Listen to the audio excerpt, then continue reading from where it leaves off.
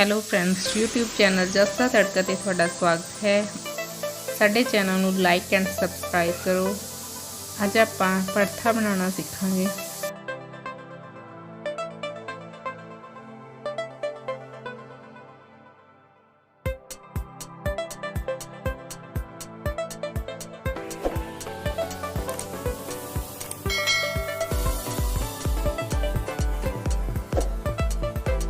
ਭੜਥਾ ਬਣਾਉਣ ਲਈ ਸਭ ਤੋਂ ਪਹਿਲਾਂ ਬਰੀਕ ਕੱਟਿਆ ਬੈਂਗਣ, टमाटर, प्याज, कढ़ाई विच तेल, हरी मिर्च, अदरक, लहसुन बरीक कट्टिया होया,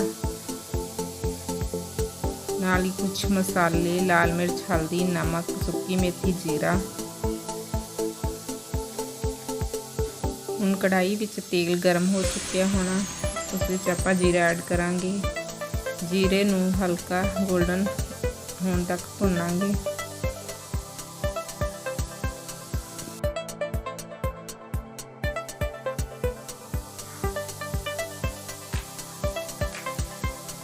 ਹੁਣ अपना जीरा हल्का गोल्डन हो गया, इस ਵਿੱਚ हरी मिर्च, अदरक, लहसुन बरीक कट्टिया होया ऐड करांगे।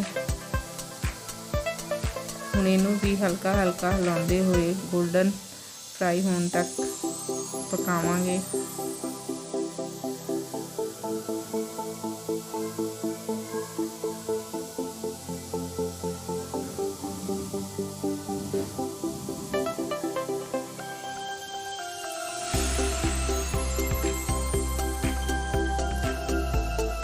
ਹੁਣ ਆਪਣੇ ਅਦਰਕ ਲਸਣ ਦਾ ਕਲਰ ਵਧੀਆ ਆ ਚੁੱਕਿਆ ਹੈ।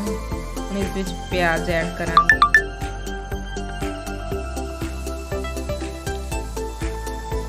प्याज ऐड करन तो बाद उसनूं चंगी तरह मिक्स कर लांगे। मिक्स करके हौली हौली इनूं पकावांगे। पकाउण तो बाद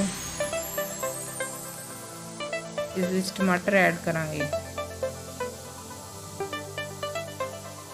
हुण टमाटर प्याज नूं चंगी तरह मिक्स कर लांगे। मिक्स करन तो बाद इनू थोड़ी देर पकन लई छड्ड देवांगे।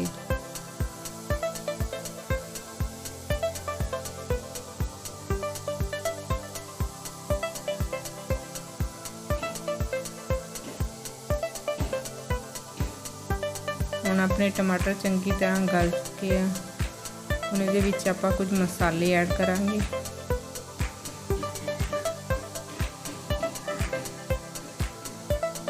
थोड़ी हल्दी, मिर्च स्वाद अनुसार, नमक स्वाद अनुसार। इन्हां मसालिਆਂ ਨੂੰ ਚੰਗੀ ਤਰ੍ਹਾਂ ਮਿਕਸ ਕਰ ਲਾਂਗੇ।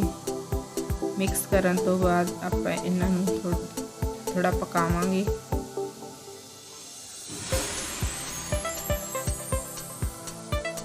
ਆਪਣੇ ਮਸਾਲੇ ਚੰਗੀ ਤਰ੍ਹਾਂ ਪੱਕ ਚੁੱਕੇ ਆ। ਹੁਣ ਆਪਾਂ ਇਹਨਾਂ ਵਿੱਚ ਥੋੜੇ ਮਸਾਲੇ ਐਡ ਕਰਾਂਗੇ। ਸਭ ਤੋਂ ਪਹਿਲਾਂ ਸੁੱਕੀ ਮੇਥੀ, ਧਨੀਆ ਪਾਊਡਰ, ਚਾਟ ਮਸਾਲਾ। ਇਹਨਾਂ ਸਾਰੀਆਂ ਚੀਜ਼ਾਂ ਨੂੰ ਚੰਗੀ ਤਰ੍ਹਾਂ ਮਿਕਸ ਕਰ ਲਾਂਗੇ।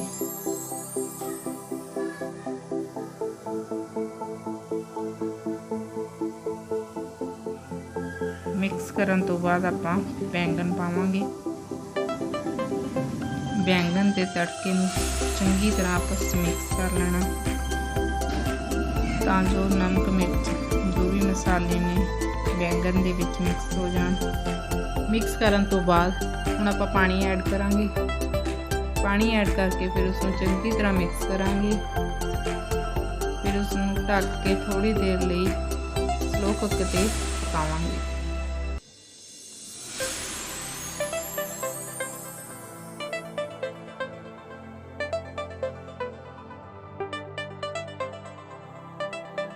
देखो फ्रेंड्स, अपना भड़था बन के तैयार हो गया है। अगर तुहानू वीडियो वधिया लगे प्लीज़ लाइक एंड सबसक्राइब जरूर करियो।